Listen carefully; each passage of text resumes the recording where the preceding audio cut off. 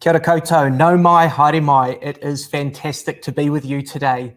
We are here in Wellington. I think you described today as trying to be spring because it's been a good day with a little bit of rain. Welcome along to tonight's education debate. This is take two because obviously we tried to do this previously, but the year it's been, COVID has provided certain limitations. It's fantastic to be here with our politicians from the Green Party, New Zealand First, Labour and National. And before I hand over to Tute to talk through the format of the evening, I did just want to welcome and acknowledge our politicians because it has been a longer campaign than we anticipated. And so the fact that you guys are still here and are still talking on behalf of your parties is fantastic. And I'm sure that you're all looking forward to the 17th of October. Tute. Tēnā koutou katoa ngā mihi nui kia koutou. I'm Tute Porter-Samuels. I'm Deputy Principal at Wainuiomata Primary School. Today we've got an hour set aside for the debate. I'll introduce each candidate and get them to give us their party's overall vision for education in no more than 2 minutes. Liam here's got some cards to show you. He's going to keep time. He's got a yellow card to warn them of 30 seconds remaining and a red card to let them know when their time is up. Thanks, Liam. After the closing statements, then we'll kick off with some questions. We've got a mix of questions to all the candidates and some questions for specific people to answer, and some for all of them to talk to. And we will, in doing so, look at the different policies that they have for education. So let's get this show underway. We've used a random number generator to work out the speaking list. And so to give you a heads up, we're going to be starting with Nicola Willis from the National Party, followed by Chris Hipkins from the Labour Party, followed by Jan Logie from the Greens, and finally with Tracey Martin from New Zealand First. We have had apologies tonight from Tākuta Ferris from the Māori Party. And so with that all set, I think we can get into it. Nicola, over to you. Kia ora koutou katoa, and greetings to everyone who is watching this Zoom call today. Can I start by acknowledging the huge effort by teachers and support staff up and down the country responding to COVID-19, the lockdown, and the need for innovation and adaptation that created. I certainly know that a lot of effort went into that, so thank you very much. National's education policy is about ensuring that all children, no matter their background, no matter their needs, is able to be supported to achieve excellence at school. We have highlighted a few key areas where we want to make additional progress, and they are investment in the first 1,000 days, ensuring that parents are supported with parenting support, but also ensuring earlier screening and earlier intervention for children with additional needs. We want to focus on smaller class sizes in the early years, particularly in primary school, bringing ratios down progressively over time from the 1 to 23 ratio for years 2 and 3 down to 1 to 20, and from the current ratio of 1 to 29 down to 1 to 25 for years 4, 5 and 6.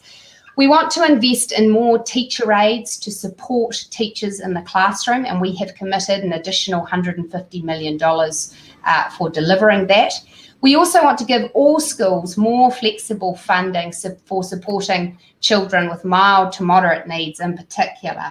And so we've created a flexible fund that will reach $160 million a year. So we've allocated $480 million for that.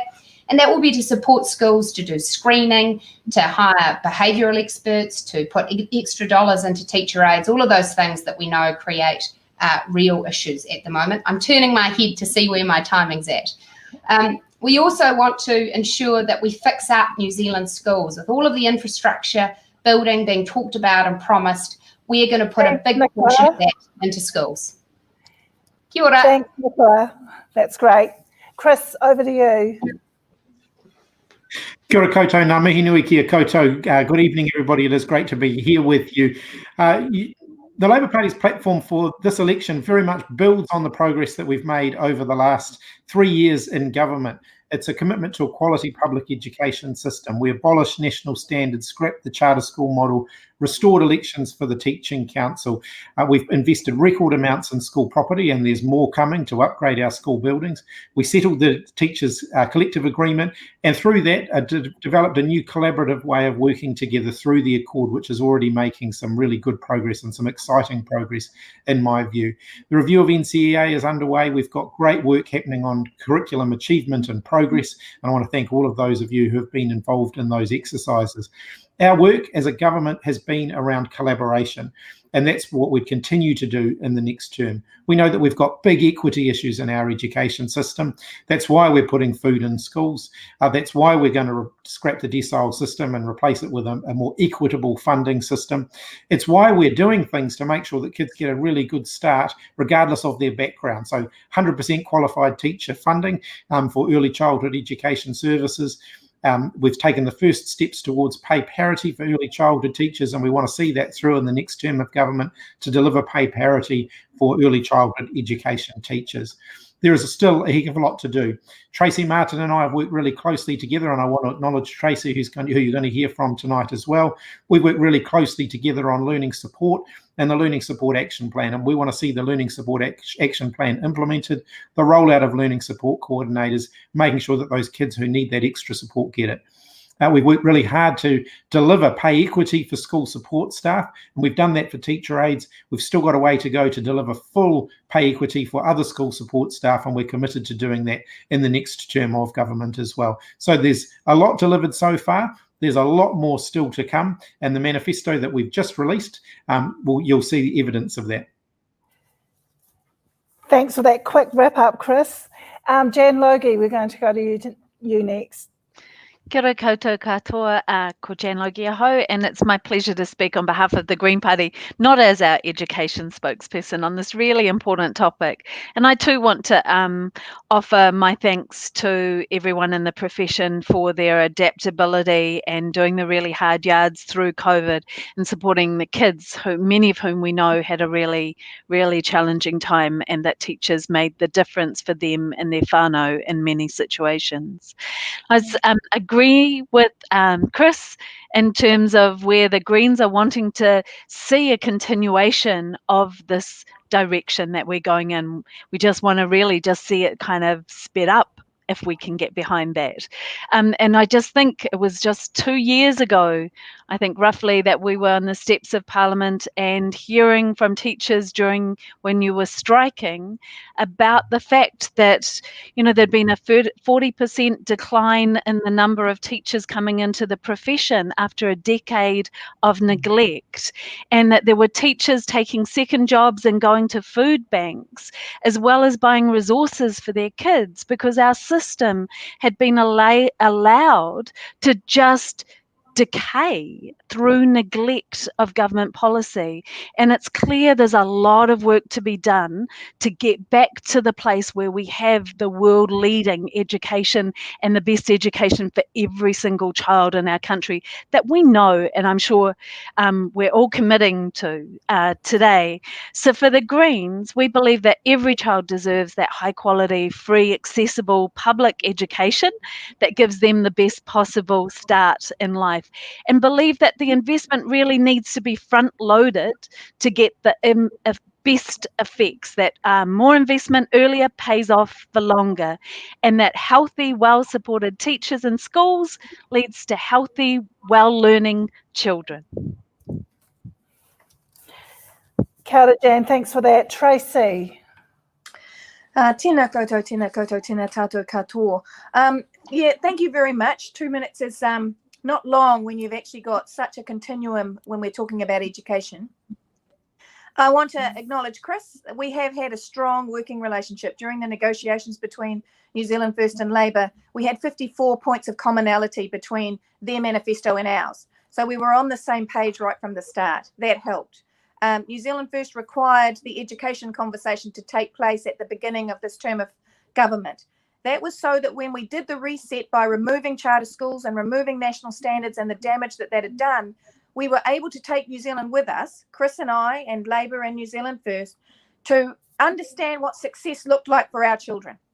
We still have a way to go there. We have come a long way in 3 years. And for me, the focus was on learning support. It was on alternative education. It was on all of those students who had other challenges alongside their day-to-day learning. If I could had the opportunity to extend, I would want to put into place the alternative education plan that the sector themselves designed. I would want to extend the Managed Moves program throughout the rest of New Zealand. I would want to talk to Chris very strongly about putting health aides in classroom for our students with high and complex needs, and also putting a teacher aide for the teacher in every single classroom, particularly at primary school. We can halve the size of class, we can halve class size without the capital expenditure so that we can spend that money on our children. I guess if we would go to further, I would love to have the next one more, the last tranche of learning support coordinators out across New Zealand. The screening tools finalised for dyslexia, dyspraxia and dyscalculus and mild autism, and the Torito learning support register able to be rolled out across the country once the trial has been finished in a couple of months, so we know what the needs are. Thanks, Tracey, and thank you all of you. So thinking, some of you mentioned it, we all know as educators there's a lot of inequities in the system. Thinking specifically about Māori success and achievement, this is a question for all of you, by the way. How will you ensure we are putting Māori knowledge and expertise first in our education system and resourcing them adequately? If we could follow the same order that we just went. So if we can go to you first, Nicola.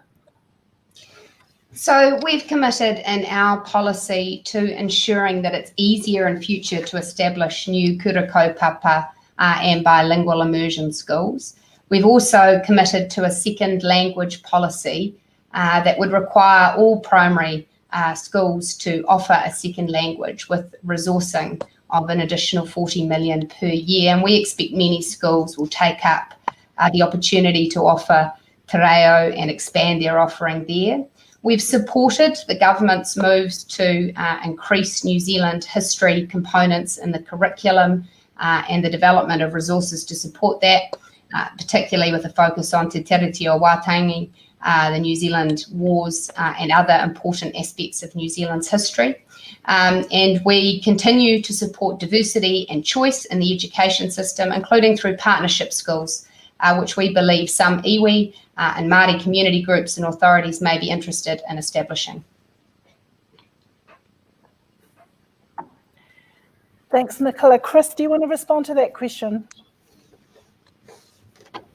The Labour Party firmly believes in an education approach that's by Māori and for Māori, and our work in this area is being led by the Associate Minister of Education, the Honourable Kelvin Davis.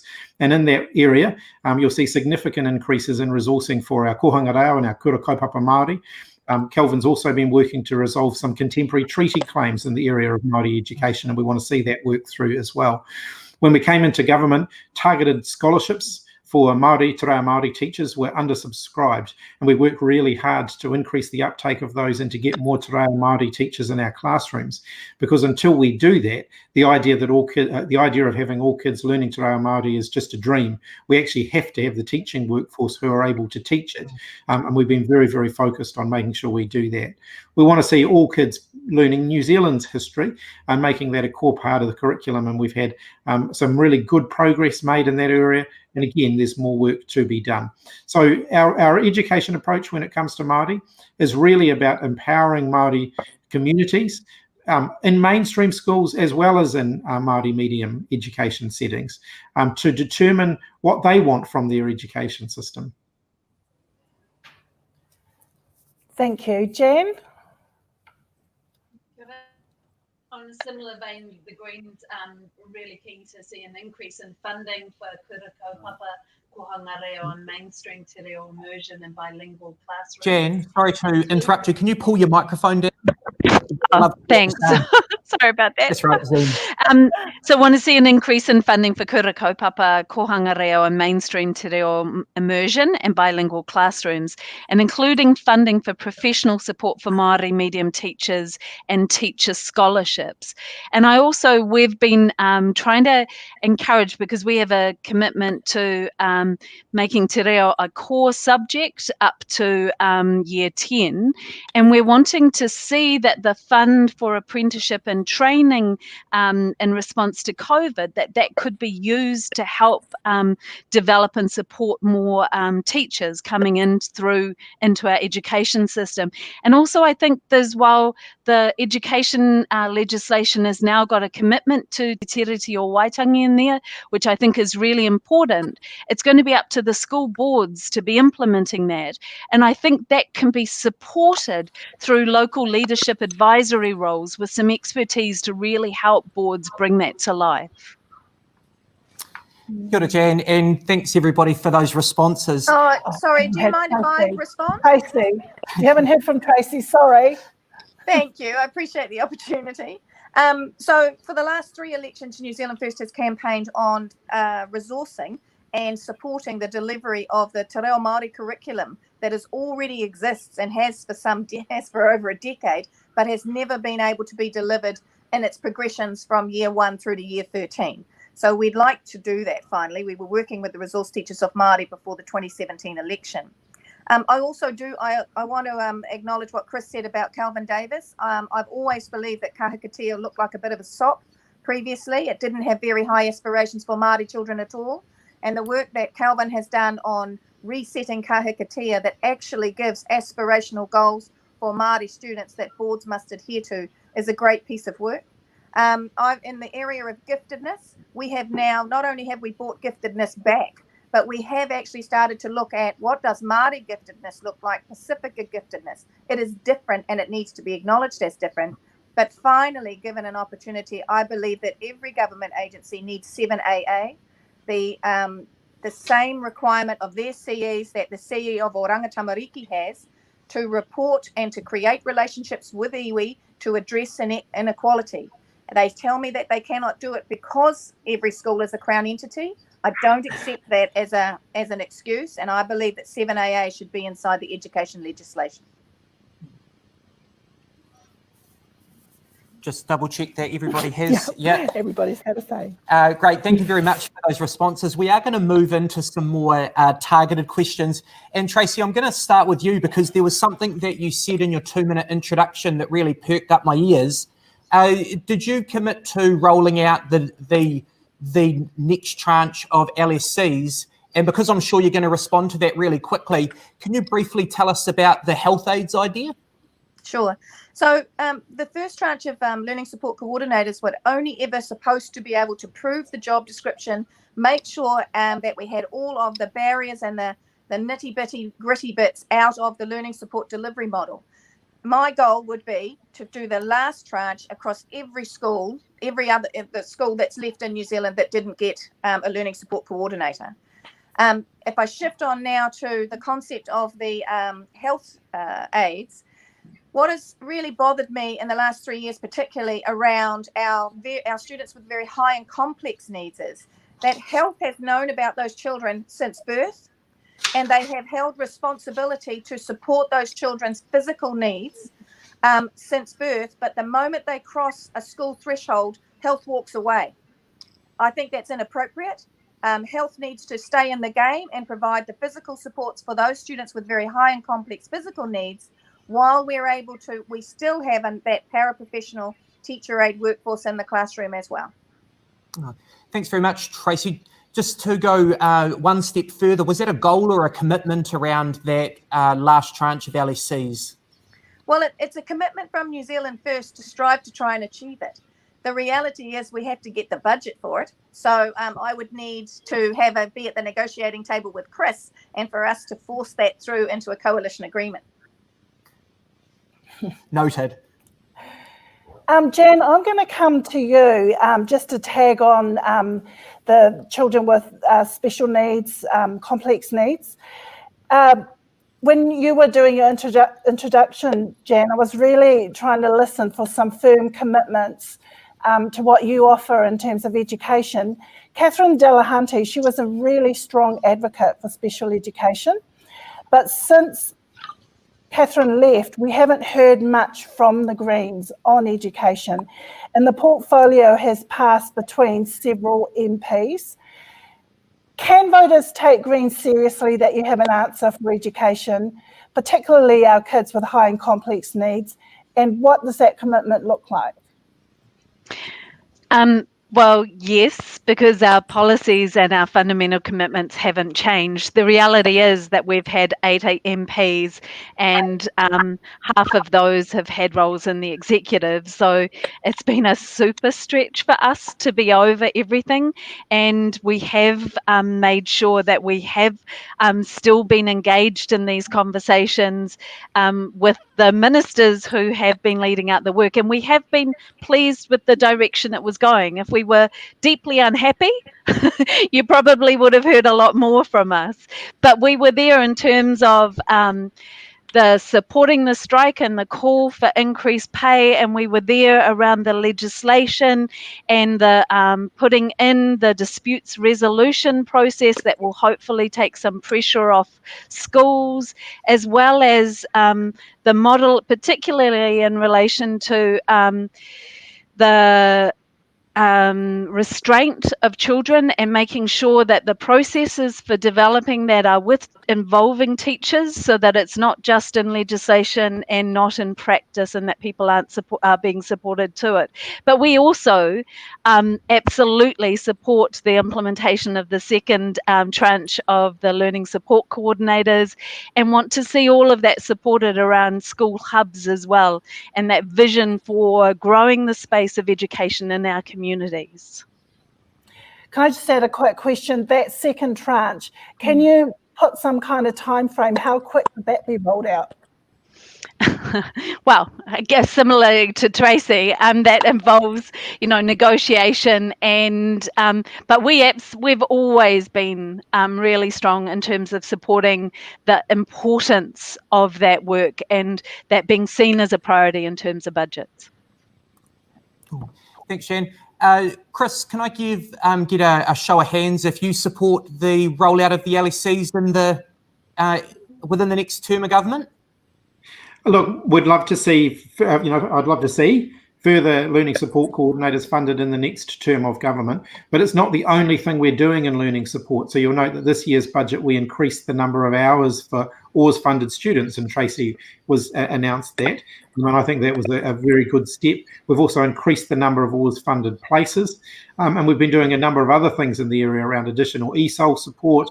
Of course, we've had pay equity for teacher aides, which has come at a significant price tag. So the learning support coordinators are a really important role. I'd like to see it continuing to roll out. I can't give a specific commitment around time frame because, of course, that's all, depends how much money I can get out of each budget round as to how many more we might be able to fund. But I also do want to just make the point that it's not the only thing that we need to do in learning support. I actually think Tracey was a very passionate advocate for increased Oars hours. I think it's wrong that we say that Oars funded hours are the answer to the support for some of our most complex students when we're only giving them 10 or 15 hours when they're at school for up to double that amount of time. So we actually do need to look at the overall quantum of support that we're supplying as well as how we coordinate it. If I jump in, can I jump in there? Because if Health picked up the delivery of what they should be delivering out of their budget for those high and complex needs students, then you could take the Oars funding and you could shift it over to learning support coordinators.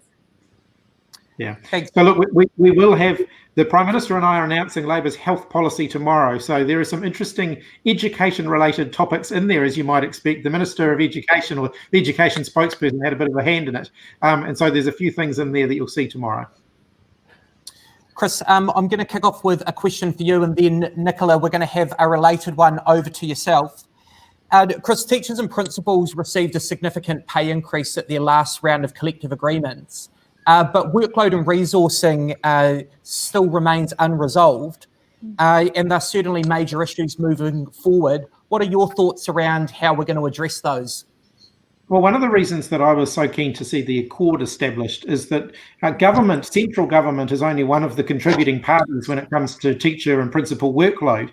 There are other parties involved here as well. Actually, school leaders have a significant impact on the workload of their individual teachers and some of their internal systems and processes that are established within the school. And so we actually have to have a common understanding of where we can really get to the heart of workload issues. Things like teacher appraisal, for example, on paper, that process could be simple or it could be complex. And most people were implementing it in a way that made it far more complex than it needed to be. It was adding no value. And that's one of the reasons we took it out of the legislation, because it wasn't improving the quality of teacher practice. It was leading to a significant increase in workload for no real educational value.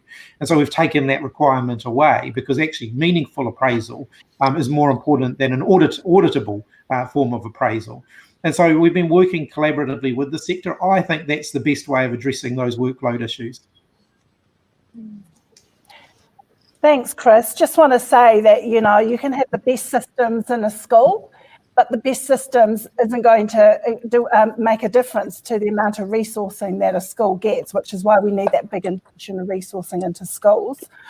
I want to stay with the primary sector focus and come to you, Nicola, if that's okay. So as Liam said, last year, primary teachers and principals, their settlement last year, they didn't settle their collective agreement until they had pay parity with their secondary colleagues. But as you know, and this was highlighted in the Tomorrow Schools review, there is still inequity when it comes to how we resource primary and secondary schools. Can you please tell us what National's commitment is to comparability when it comes to resourcing for primary? Well, as I said at the outset, we have, as a caucus, really firmed up our view that increasingly the evidence tells us that early investments in a child's life are those which have this most significant payoff. That's why we've made a big commitment to the first 1,000 days. That's why we've committed to lowering ratios for under twos in ECE. And so what I would want you to take from that is we very much are of the view that getting things right at that foundational level in primary school is crucial.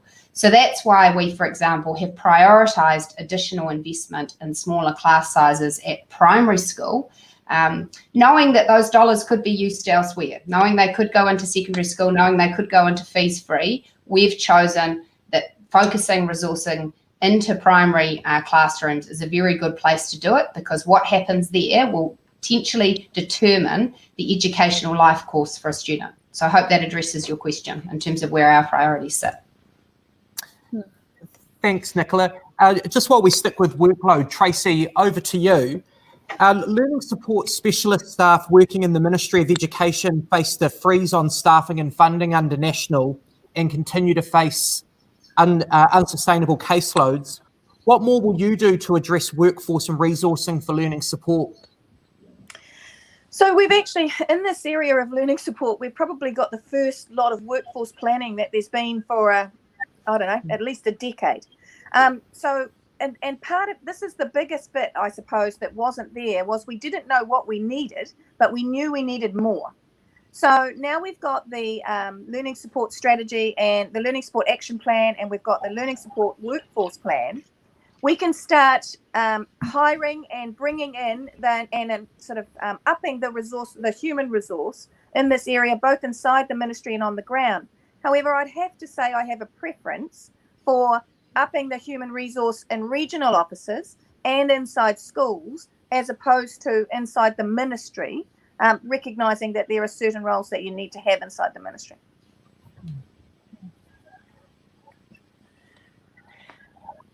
Jan, I'm going to come back to you. You know, we've talked a lot now about, you know, resources to schools. I want to focus in on Taranaki principles and everything that happened in there. Sorry, let me start again. In Taranaki, a lot of principals have been talking about their dilapidated and rundown buildings needing attention. However, something came from your party to do with the Green School. and a commitment of $11.7 million into a private school. Can you talk to us about that and how that sits in the context of our state schools that are really struggling to do some of the basic things like maintaining their buildings? Yeah. So that decision was completely at odds with Green Party policy. And what we stand for, which is actually for moving to a point where government funding is only going towards our public system and not the private system at all. And so James has explained, I think, that in that decision and his involvement of it, that he wasn't thinking broadly. He was thinking just kind of through quite a narrow lens around responding to the call from the local council for something that would help create carbon positive employment and jobs. And it was a mistake, and he is trying to fix it at the moment. The only other thing I can really say in terms of that is that after 9 years of charter schools being at the centre of government policy, it was so encouraging to hear the just overwhelming public support for our public education system and outrage over funding going into the private sector. And that's something that we actually really welcomed, that response, and are doing our best to fix. Great, thanks, Jan. Can we come to you, Nicola, just picking up on Jan's response? It is really important for the public sector to know that the government is investing in education. You are bringing out a policy that will bring back charter schools. Can you talk to us about that, please? Yeah, look, the first thing, if you just let me address the green school issue. I drew attention to that and went to the Taranaki and visited with schools there. And I think the issue is that actually never has it been government policy under National or Labor to give large grants to private schools for capital development, to develop private buildings, where in the case of the Green School, it wasn't even fully registered as an independent school yet. And I think for schools in the Taranaki, what they saw was that they weren't getting access to that kind of investment, despite being pretty shovel-ready. So National has made a very significant commitment to capital works in our schools, 4.8 billion additional on top of the capital allocations that Labor has made, both to allow new schools to grow and to invest in fixing schools. As to partnership schools, I want to be really clear about the basis on which they're established, which is that they are funded at the same rate as state schools. They are not allowed to charge fees, and they operate on a contract, which is that they have to be targeting high priority learners who may otherwise be failed by the mainstream system, and they must lift the achievement of those learners. And if they can't demonstrate that, then they don't keep getting funding. And I absolutely stand by that policy, because I think we can all acknowledge, all teachers, all educational leaders, that our schools aren't working for some kids. There are too many kids leaving our schools without the skills and qualifications they need to succeed. And sometimes, in a small proportion of cases, it is appropriate to try something new, to innovate, and that's what partnership schools allow for. They were successful for many kids. And we want to see that continue, while also, of course, acknowledging that the first port of call is making all of our local schools excellent schools that are properly resourced with good teachers. Thanks. Oh, Chris, I'll pass over to you. Well, look, I don't think what Nicola said about charter schools is true. Actually, if you look at the first experiment with charter schools, we saw the first failed charter school got a farm, and they got it free, and it got paid for by the taxpayer, and we didn't get it back when they failed.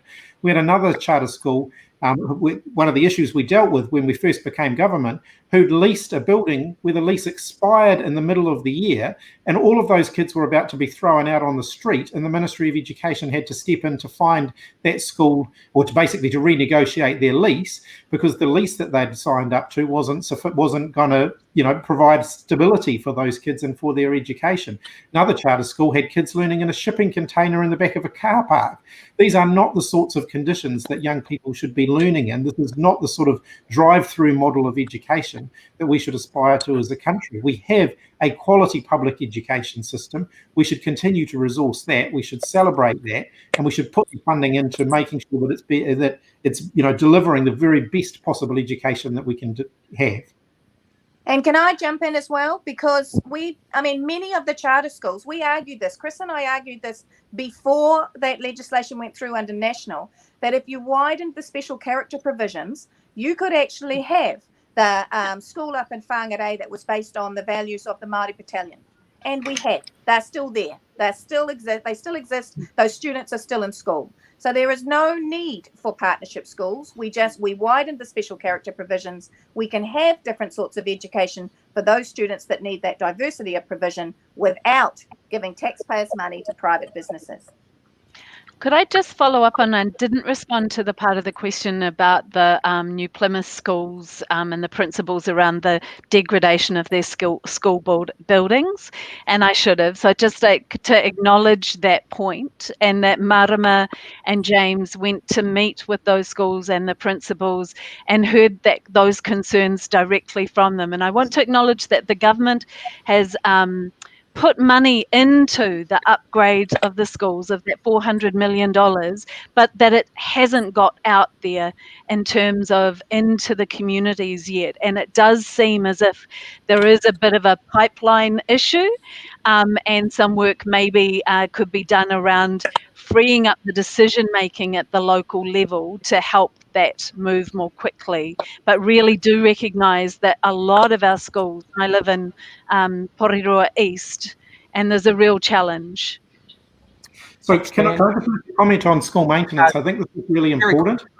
It's really important. Over the lifetime span of tomorrow's school buildings used to be maintained by the Department of Education. Over the lifetime of tomorrow's schools, it's been up to individual schools. Some schools have maintained their buildings well, and some haven't. Some have prioritised cosmetic renovations rather than things like fixing the roof. And then, of course, the roof starts to leak, and regardless of how good the cosmetics are, if water is pouring in, the school is going to start to fall apart.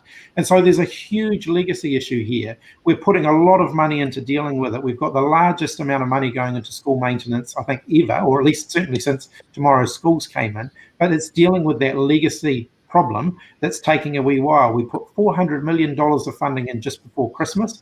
Most of that money is still is right at the point of it being about to be spent, because schools had to decide when to spend it. And of course, COVID-19 took out several months of the time when they would have been out there doing their planning and doing their spending. But there is a big chunk of money coming for school maintenance, and it's long overdue and it's well deserved.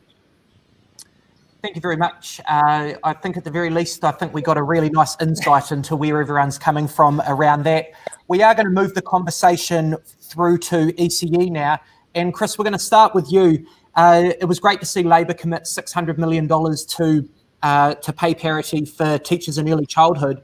This is something that we've obviously been campaigning on for a long time. The teachers talk about the situation being urgent. What's your thoughts on the time and how we actually go about delivering that in a way that doesn't see the money go back into corporate pockets? And that's the real catch-22. In order to put that $600 million in and to make sure it's going into teachers' pay packets, we're going to have to design a new funding system, because at the moment, the funding system, if we just simply increase the per child per hour subsidy rates, there's no guarantees that would flow through into teacher pay.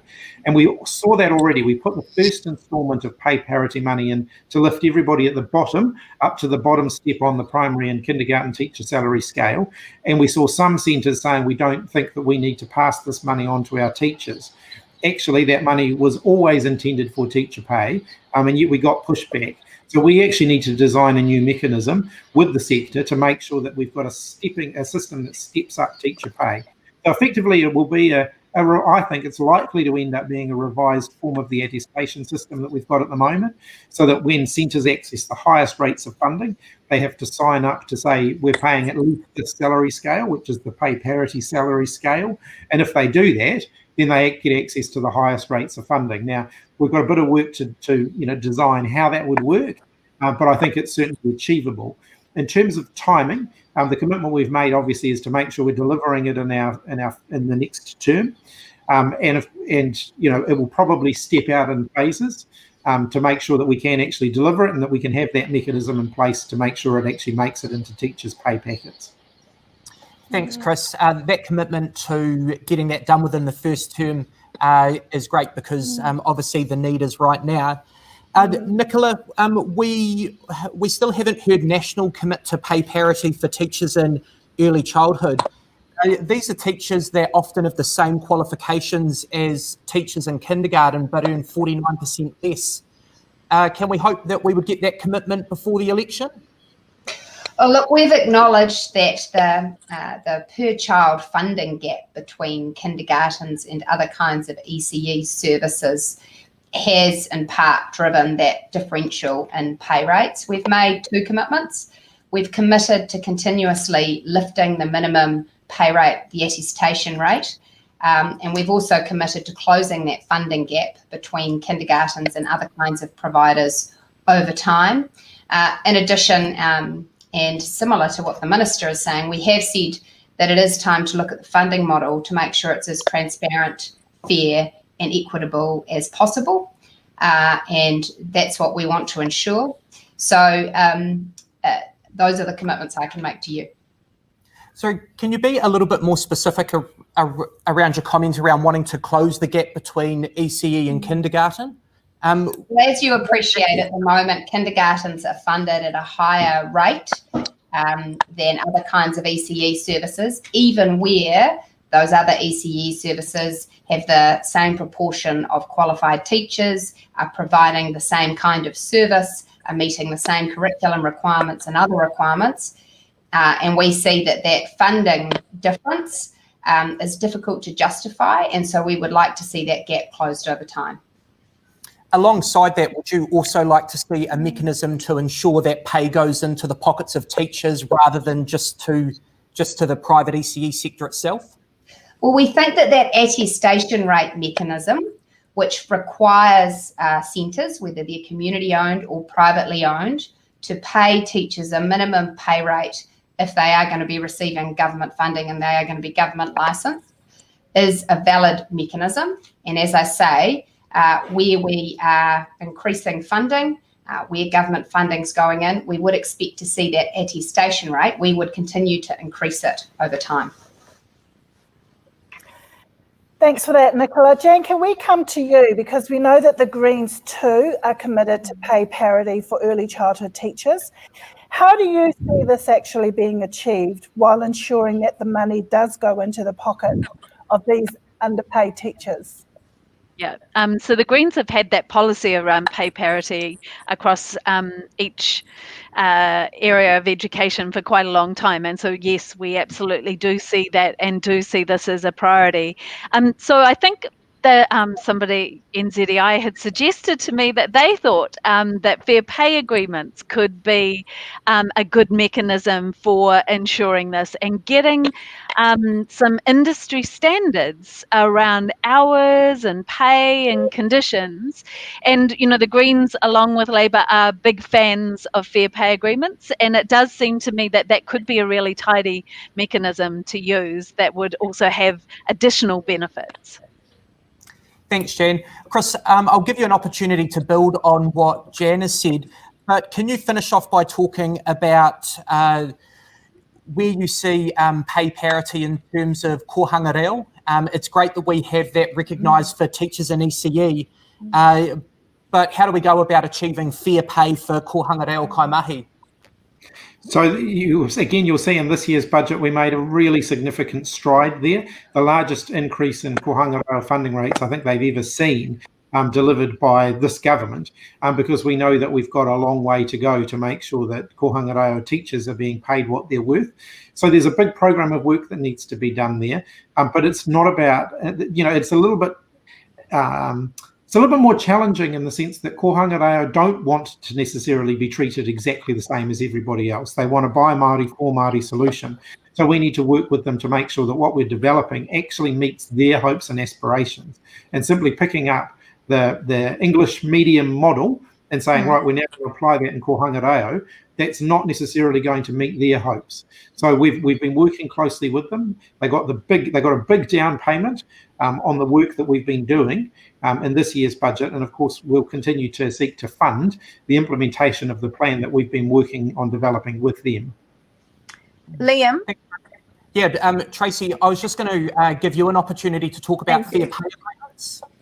Well, actually, what I'd like to do is there is a tile that NZEI has put up in social media that has that talks about those parties that support pay parity, and it ticks the Green Party and it ticks the Labour Party and it puts a cross next to New Zealand First, which I don't understand that, considering both in written survey and written answers to questions and also in previous NZEI political panels like this, I have made that commitment, the similar commitment. We were part of the government that already made some advances, as Chris has already recognised.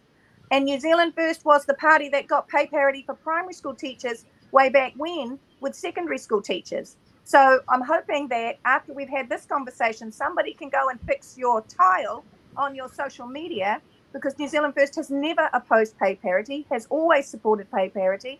And we are working with the Labour Party inside a coalition government to make that happen. Tracey, just like you're committing to pay parity, I'm going to commit to getting that tile down tonight, and we will get that fixed up and back on. Where is New Zealand First on fair pay agreements, Tracey? Yeah, it's been a lot. It has been a struggle of a conversation in this coalition government around fair pay agreements, and it's been a struggle inside my caucus, because we had some members that New Zealand First has quite a lot of, we don't have an ideology from one side or the other, so there was always quite a lot of conversation around it.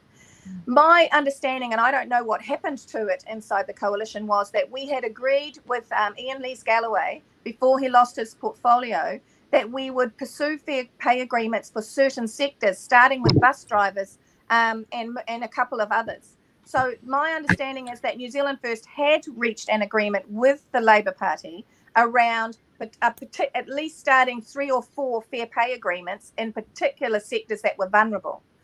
So that's my understanding of New Zealand First's position. Thanks, Tracey. Thanks, Tracey. Chris, I'm going to come to you now and talk about support staff.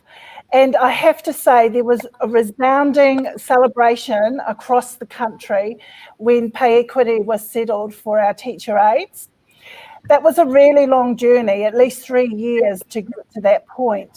The question I've got for you is, what would Labour do to ensure that the pay equity work at the moment for our administrators and our kaiarahi te reo, what assurance can you give about settling those pay equity claims in a far more timely way than 3 years? So the government, well, the current government, of course, which is led by Labour, but also with the Greens and New Zealand First, we've got a big program of work around pay equity generally. There are a whole host of pay equity claims in the pipeline, and some of them link quite closely with one another. So when it comes to other school staff, other school support staff, like the admin and clerical support staff, there's also an admin and clerical pay equity claim being progressed through the health system, for example. And each of those pay equity claims, as we settle them, helps us to speed up the process for the next one. There is a process that you need to go through, because if our goal here is pay equity, then simply plucking numbers out of thin air and saying, well, you can have this much and you can have that much, doesn't actually deliver pay equity. There is a process where you've got to go through, which is around identifying the characteristics of the job, finding male-dominated comparator professions, looking at the pay rates of those, and making sure that actually what we're delivering is the promise, the pay equity promise. And then the other part of that we've got to then think about is how we build that in, because pay equity can't just be a one-off where we settle a pay equity claim and then we come back in 10 years' time and we find the pay gap is reopened again. Actually, you've got to look at the underlying drivers here. And one of the big underlying drivers for school support staff is the way they are funded. So they're funded through school operations grants rather than like teachers through collective agreement that's negotiated by government and funded by government. And so we actually need a more sustainable way of funding school support staff so that we don't actually see that lag over time build up again and the pay gap reopen up even after we've settled it. So we've got to do both of those pieces of work. So look, I'm reluctant to put timeframes on it because the pay equity process takes as long as it takes. But I reckon in the next term of government, across the pay equity spectrum, we can make a big chunk of progress, and those that are still outstanding at the end of the next term of government, I think should at least have some certainty as to when they're going to be settled. Now, I'm making that, as a generalised statement across all pay equity claims, because I guess the other thing that I would say about pay equity claims is we have made a commitment as the Labour Party, and in fact the government has also made a commitment, so the other two parties reflected here as well, to prioritise resolving pay equity claims for the lowest paid workforces first. And so school support staff fall into that category. Thanks, Chris. Nicola, are you able to share with us where National is on pay equity? And then can you give us a little bit more around the impact that you think the additional teacher aides that you're talking about will have? Yeah, so National supported the government's pay equity legislation. We, of course, had been progressing our own legislation. Denise Lee, one of our MPs, had put forward a bill. We were disappointed the government didn't choose to pick that bill up and take it to select committee, because we think the legislation could have got passed a lot faster. We would have liked to have seen it happen earlier in the term, and we were always willing to cooperate on it. So we support pay equity for the simple reason that we think people should be paid fairly for their work and not discriminated on the basis of gender. And we believe that people should have access to a straightforward process for making those claims and proving them. In terms of the additional funding we're proposing for teacher aides, our basic concept is that many schools speak to us when we say to them, what are the resources that would really make a difference?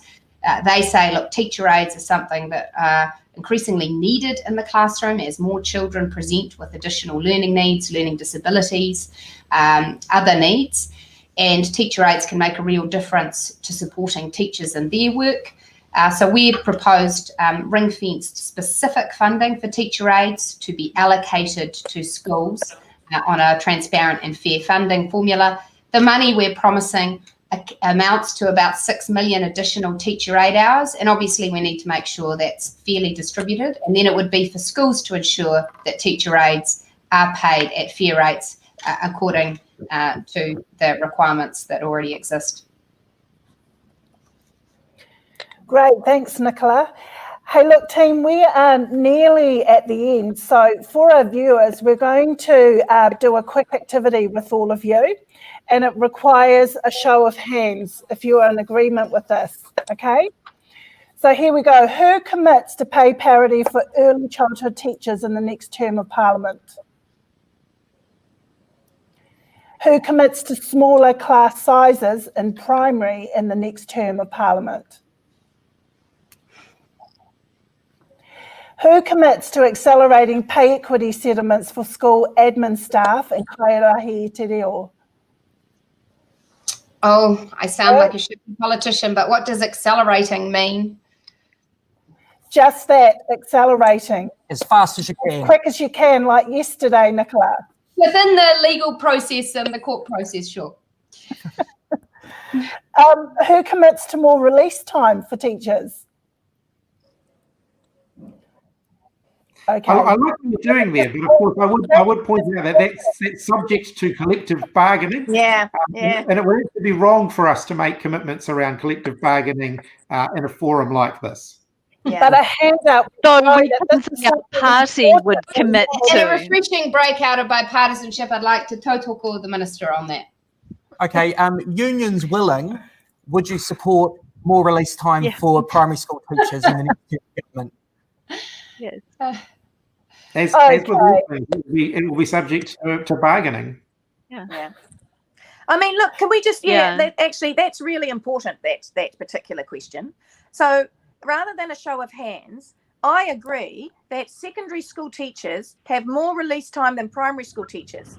And I do not understand. I understand why we have the release time, but when you consider that primary school teachers are setting the foundation of the learning that's going to go up to secondary school, then giving primary school teachers the opportunity to take time to do planning, to spend more time on each individual need for that child makes sense to me.